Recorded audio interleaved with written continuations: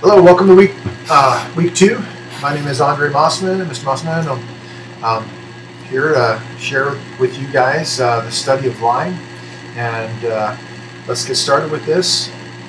So we have a quote here from the director and the animator who made the movie that we just watched, and that's every artist has thousands of bad drawings in them, and the only way to get rid of them is to draw them out.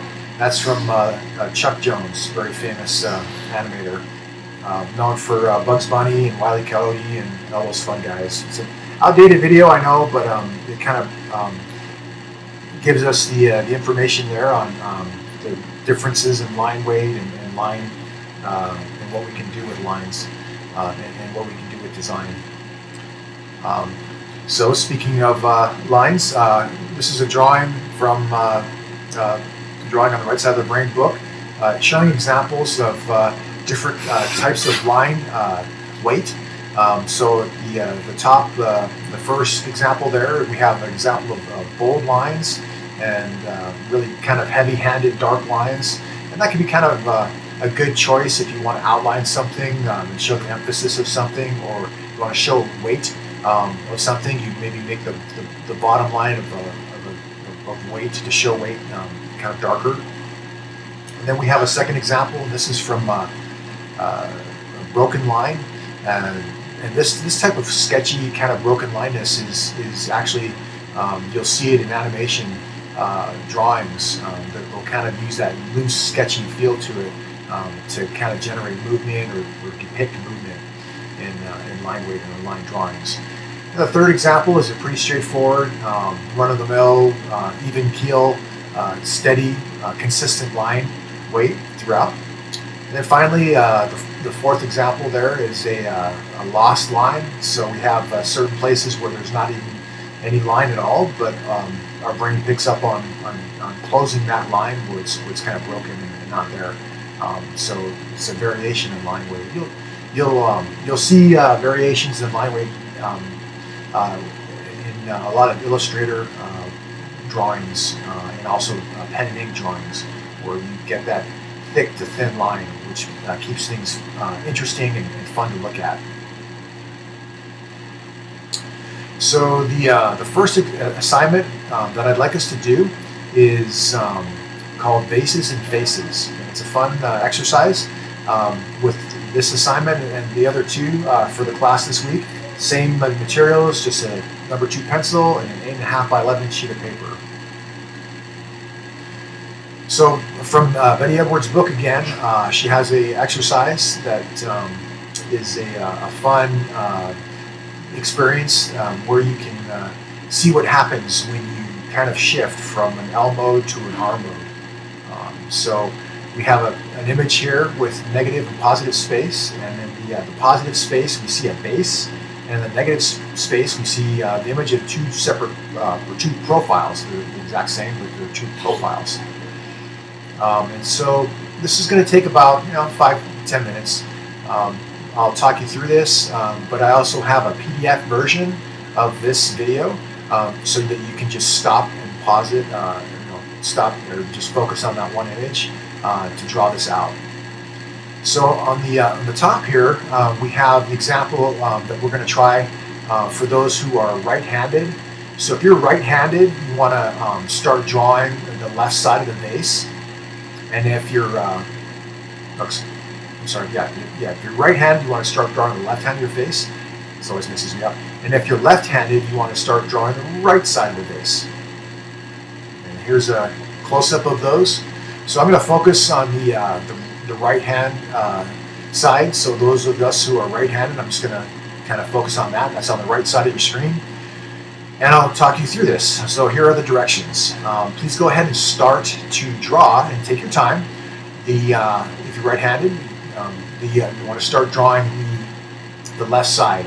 So you want to start with that the forehead, or make a straight line from the top, going straight down there that you see, and then start drawing that curve of the circular line going down the forehead, and then going to the bridge of the nose, and just recreate this profile here. And And after you've gone down from top to bottom, go ahead and draw that straight line going across. And then after you've done the straight line on the top, just go ahead, can you draw the line on the bottom. Okay.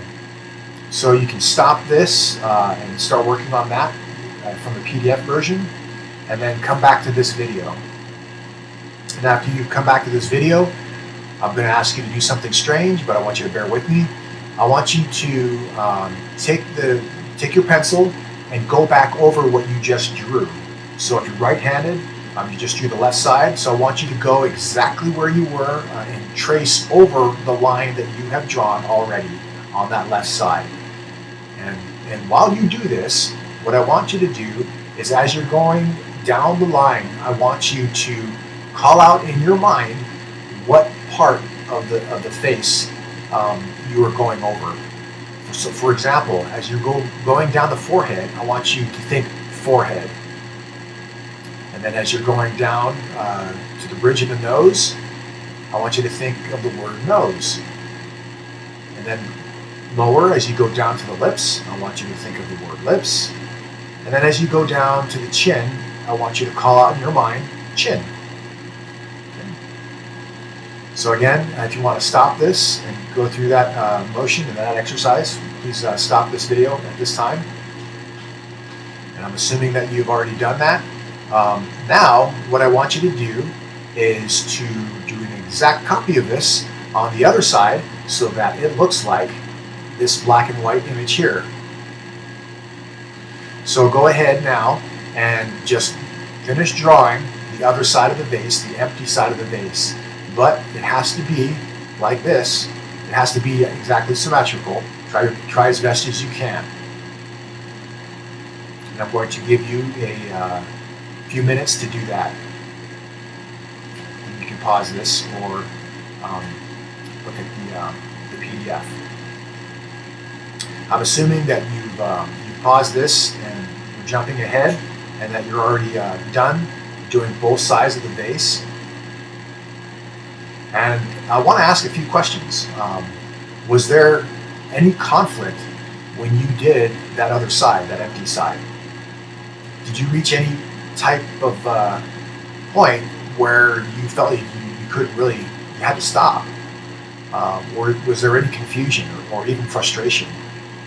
If there was, then you've experienced what can happen when you're conflicted with working on the left and the right side of the brain. Because when we're working on looking and naming certain portions of an object or a face in this example, we're using our left side to name those, using a naming convention to symbolize what we're seeing. But when you transfer it over to the other side and you had to repeat what was on the left or the right and make it symmetrical, you're using your right side of your brain, because you have to successfully make this look symmetrical and make it look like it's a vase and that it's the same on both sides. So there's a conflict that can happen there, and usually people will figure out a way to pass through, to kind of power through that conflict, or figure out a way how they can finish this without using either the left or the right or whatever's inhibiting us. Whatever way you want to solve it, there is something that you had to do to get through this. So that's just a small exercise in seeing a kind of a cognitive shift that we may or may not experience when we're working with our left and our right side. On that note, we have our second assignment or second exercise that I want us to do. And this is just like the others, same material that we're going to use. And this time what we're going to do is we're going to do a upside down drawing. So something that we can utilize to help us tap into the right side of our brain, the spatial side or artistic side, is to give the left side a task that it can't handle, that it just kind of looks at it and says, forget it, I give up, I cannot do this. And one of those methods again here is to draw something in a different way. And this is the upside down drawing. So when you turn something upside down, you can't depict or decipher what it is. And that's the whole purpose. It's kind of a paradox. It's kind of funny because in order to draw something, to see something and draw it correctly, you have to flip it so that you can't really decipher what it is you're drawing. So it's kind of, not drawing blind, but it's drawing in a way that you don't recognize. Your brain, the part of your brain that recognizes symbols, doesn't recognize those symbols. That's what we're doing here. So we have here a very famous artist who drew a portrait, and what we're going to do is copy this portrait. And you may be thinking, I'm a cruel teacher and I'm not nice to make you do this, but I'm going to talk you through it and we'll get through it. Incidentally, my 12-year-old did this and he did really good, so I am using his example as the bar to hit, to go by. So what we want to do is take it slow, okay, and take our time with this. You can use a PDF to the PDF version of this to just or just stop this video and copy it. So here's an example of how we want to try it. In the quote down here below, we read, it says, "There is only one way to eat an elephant, and that's one bite at a time." So that's how we're going to get through this. So what I'd like for you guys to try is you can start anywhere. Most people start at the top. I would suggest trying that and doing that. But go ahead and start at the top and see if you can just draw that straight line, copy that straight line going down. And when you go down the straight line a little bit, and you'll see another line, you'll see that curved line connects to that straight line. And start to draw that curved line. And draw just that curve going up to where you see the space of another line. And then you can just keep moving that curve and see the diagonal line and match that diagonal angle against the straight line, and so on and so forth. So it's kind of like you're doing my kids like to do it's parkour, where they'll jump on rocks. So you're kind of jumping on a high wire from one line to the other. And take your time and let's go slow on this. We have I want the students to take at least 20 to 30 minutes on this and just slowly go from one line to the other. And be patient and have at it. Good luck. Okay. I have another example here. If that one just boggles your mind and you can't do it, you can try this. Oddly enough, I think that this one is probably easier than this one. But if you have already completed this one and you want to try another one, it's not extra credit, but just to practice, you can go ahead and try this one. And I have a third one if you want to try, but just this one and the third one you do not have to do. But if you want to practice doing them, you can. So those are the practice drawings. So you're responsible for turning this one in, but these are just extra, or this is an alternative, and this is just extra. Thank you very much. Please watch the second video on this topic of line, and we'll talk to you later.